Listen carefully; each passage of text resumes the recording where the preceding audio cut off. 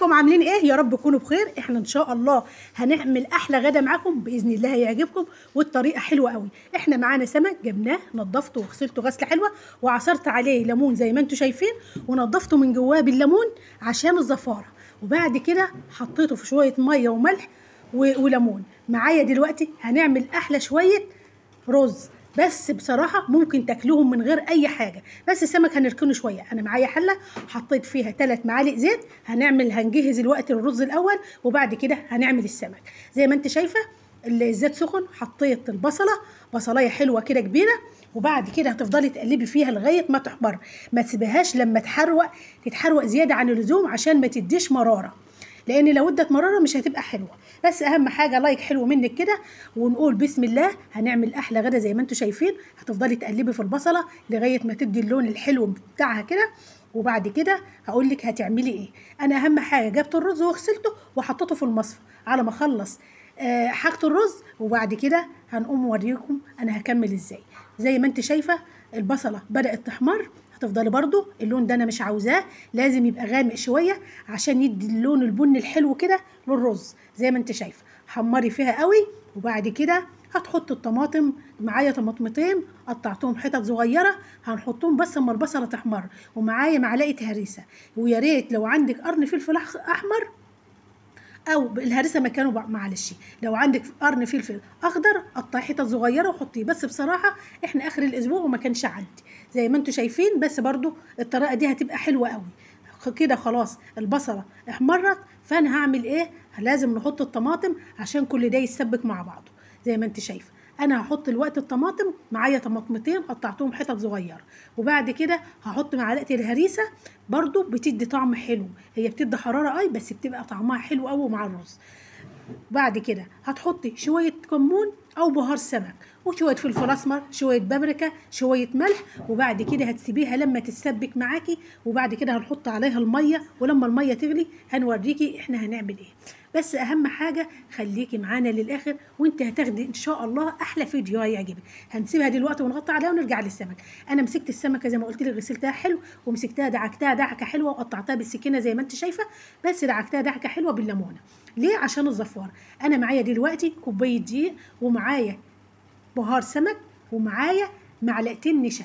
النشا بتدي قرمشه حلوه قوي قوي، ولما بتيجي تحمري السمك بيبقى حلو كده كريسبي جميل، وتلتقي طعمه احلى. بس جربيه وانت ان شاء الله مش هتندمي. حطيت دلوقتي شويه ملح بساط مش كتير زي ما انت شايفه، قلبت كله ببعضه. وبعد كده ده التتبيله انا كنت منزلها معاكم قريب، كانت فلفل احمر وفلفل اخضر بسيط وتوم. دي بعملها للسمك بس بتبقى حلوه قوي قوي. ولو عاوزه تعملي توم وكمون بس اعملي، بس بصراحه التتبيله دي جميله. انا دلوقتي مسكت السمكه زي ما انت شايفه مخليها زي الفل، غسلتها غسله وبعد كده دعكتها بالليمون وشطفتها بالميه. اهم حاجه ما تنقعيش السمك في خل، لان الخل بيهريه والسمك مش محتاج، لان ما بياخدش سوا كتير. زي ما انت شايفه دعكت السمك بالليمونه، وبعد كده انا حشيته زي ما انت شايفه. حطيت في كل سمكه معلقه من التتبيله الجميله ديت. هقلبه بقى طبعا في الدقيق والنشا زي ما انت شايفه، وبعد كده لازم تنفضيه من الدقيق. ما تسيبيش الدقيق عليه. ليه؟ عشان ما يحرقش الزيت معاك بسرعه. انا معايا دلوقتي صينيه وفيها زيت، ولازم ساعه ما تحط السمك هد عليه عشان يبقى مقرمش وجميل كده. كده دلوقتي هعمل كمان سمكايه، يا دوبك الصينيه هتاخد سمكتين بس لان السمك كبير، فطبعا انا مش هحط اكتر من كده. هنحط كمان واحده ونهد عليها عشان السمك يبقى لونه جميل ذهبي وجميل كده. خليكي معانا. بعد كده احنا هنرجع بعد ما احط السمكيه ديت هنفضها برده من الدقيق. لازم تنضفيها من الدقيق، ما يبقاش فيها اي نوع دقيق خالص عشان ما يحرقش الزيت معاك بسرعه ويتحرق. طبعا هتضطر انك تغيريه عشان ما يغيرش لون السمك.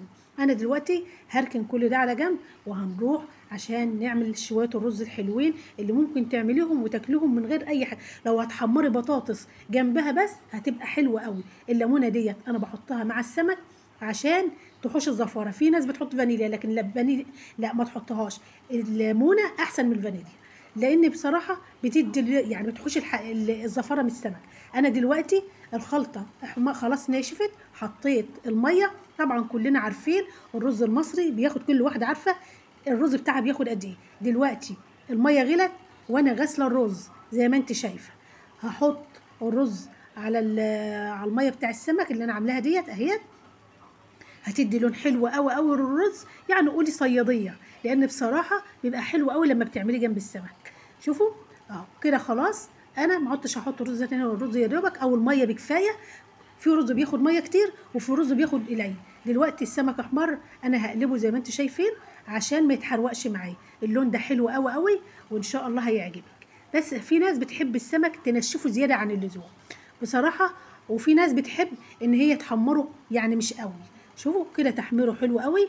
الصينيه على فكره برضو يعني هي حلوه مكفيه وكل حاجه، بس السمك جه على بعضه. هظبطه وهوريكم احلى سمك مقلي ان شاء الله. كده خلاص السمكه زي ما انت شايفه احمرت، بسم الله ما شاء الله. حمرتها من ناحيتين، بس بصراحه تحمير حلو قوي زي ما انتم شايفين. بصوا اللون الجميل ده اهوت.